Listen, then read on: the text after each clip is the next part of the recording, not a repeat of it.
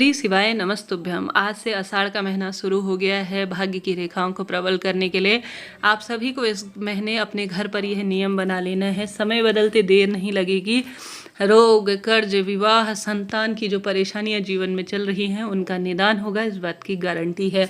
यह महीना देवी दुर्गा की उपासना के लिए जाना जाता है।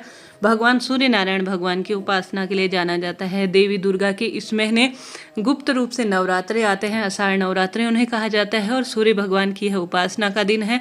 इस महीने चातुर्मास का भी आरंभ होता है, तो श्रीहरि विष्णु और महादेव की उपासना का भी यह महीना है। और यह महीना अपने आप में भाग्य की रेखाओं को प्रबल करता है।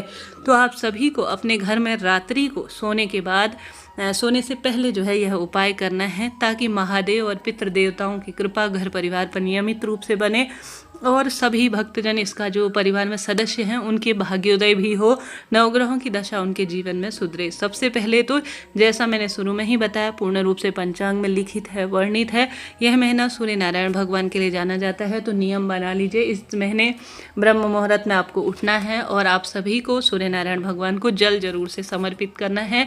तांबे का एक लोटा अपने घर के मटके से ब्रह्म मुहूर्त में उठकर आपको जरूर से ओम घृणी सूर्याय नमः कहते हुए अर्घ्य देना है। अपने हाथों को 6 इंच ऊंचा उठा लीजिए और नियमित रूप से तांबे के लोटे से जल दीजिए।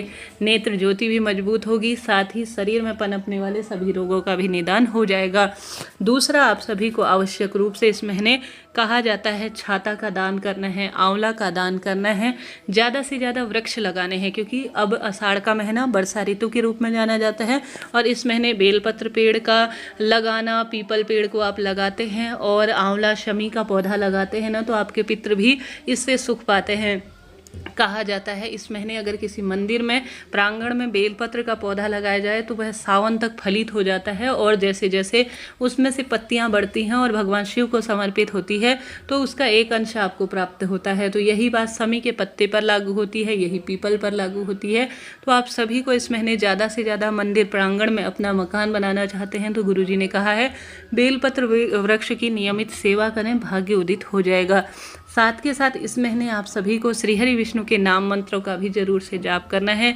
महादेव की पूजा तो हमारे नियम में होनी चाहिए। जिस तरह से हम भोजन ग्रहण करते हैं, सांस लेते हैं, ठीक उसी तरह से महादेव के नमः शिवाय ओम या श्री शिवाय नमस्तुभ्यम महामंत्र का हमें जाप करना है। श्री अर्थात मेरी माता भवानी, शिवाय अर्थात मेरे महादेव, तो उनका स्मरण किए बिना दिन की शुरुआत हो ही नहीं सकती। तो आपको देवी माँ और महादेव का वंदन करते हुए अपने दिन की शुरुआत करनी है और नियमित रूप से भगवान की उपासना पूजा में अपना समय व्यतीत करना है।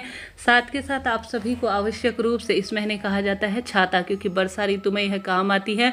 और कहा जाता है इस महीने आपको आसन का दान करना चाहिए। किसी मंदिर प्रांगण में जहाँ हनुमान चालीसा या महादेव की उपासना होती है, उस मंदिर में अगर आप इस महीने आसन का दान कर देते हैं तो उस आसन में बैठकर जो व्यक्ति पूजा करता है, कहा जाता है उस व्यक्ति का पूजा का फल हिस्सा आपको भी इससे प्राप्त हो जाता है। तो यह कार्य भी आप सभी कर सकते हैं।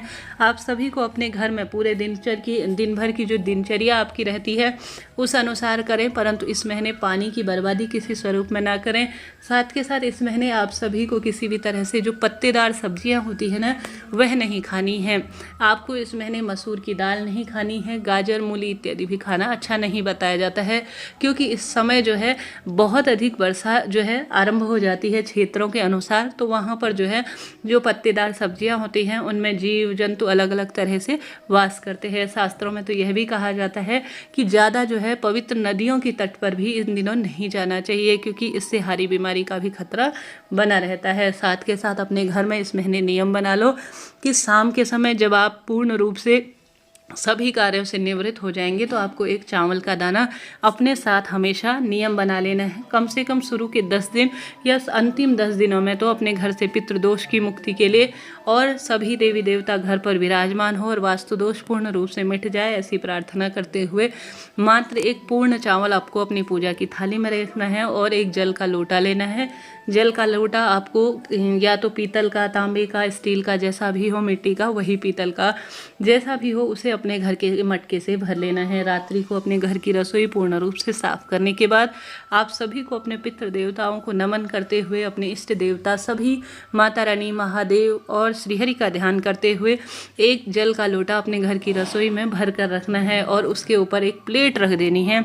उस प्लेट के ऊपर एक आपको चावल का दाना रख देना है कि हे पितृदेवता, आप अधोगति में गए हैं तो आषाढ़ माह में आपको मुक्ति मिले।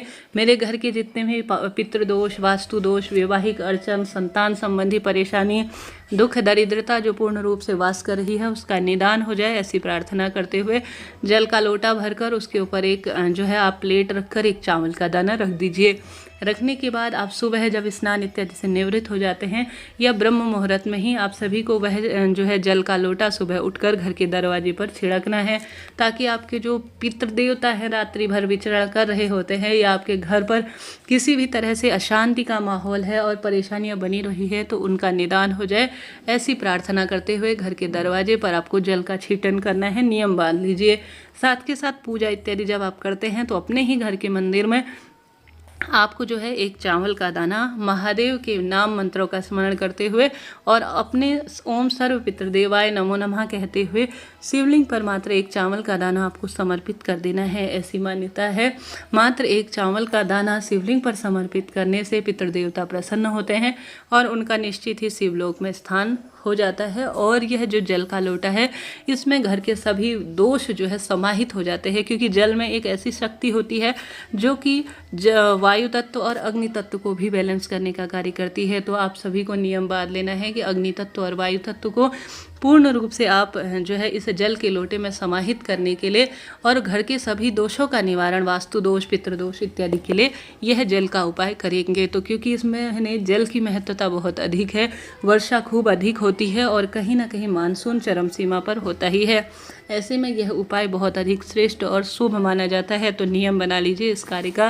साथ के साथ आप सभी को सुबह और शाम को नियम बनाना है कि आप महादेव के नाम का श्रीहरि विष्णु के मंदिर में दीपदान करेंगे। मंदिर नहीं जा सकते हैं तो गुरुजी ने हमेशा ही कहा है अपने घर के मंदिर में 2 दीपक आप रखिए, एक तो प्रथम में जला लीजिए और दूसरा दीपक जिसे आपको भगवान जी को आरती देनी है और घर के सभी सदस्यों को दीपक इससे दिखाना है।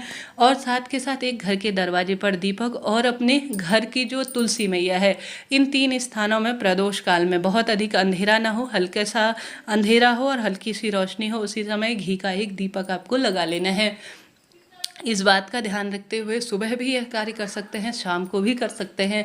साथ के साथ गुरुजी ने हमेशा ही हम सभी को कहा है कि हमें थोड़ा थोड़ा पूजा में कपूर जरूर से जलाना चाहिए। कपूर जो है परिवार में नकारात्मक ऊर्जा का नाश करता है और सकारात्मकता परिवार में भरने का कार्य करता है। तो आप सभी को इस नियम को बांध लेना है कि आपको परिवार में समृद्धि के लिए, खुशियों के लिए कम से कम यह जल का उपाय और दीपदान का उपाय इस महीने करना ही है। भाग्य चमक जाएगा। दान, पुण्य, पूजा पाठ, वृक्षारोपण और वृक्षों की सेवा में अपना समय व्यतीत करें, निश्चित ही दुर्भाग्य दूर होगा। संकट, कष्ट, पीड़ा का निदान होना ही है। वीडियो उपयोगी रही हो तो लाइक करें, शेयर करें, सब्सक्राइब कर, कमेंट्स में जय माता दी, हर हर महादेव लिखना ना भूलें। कोई भी प्रश्न हो पूछ लीजिएगा जी, आपका अपना चैनल है।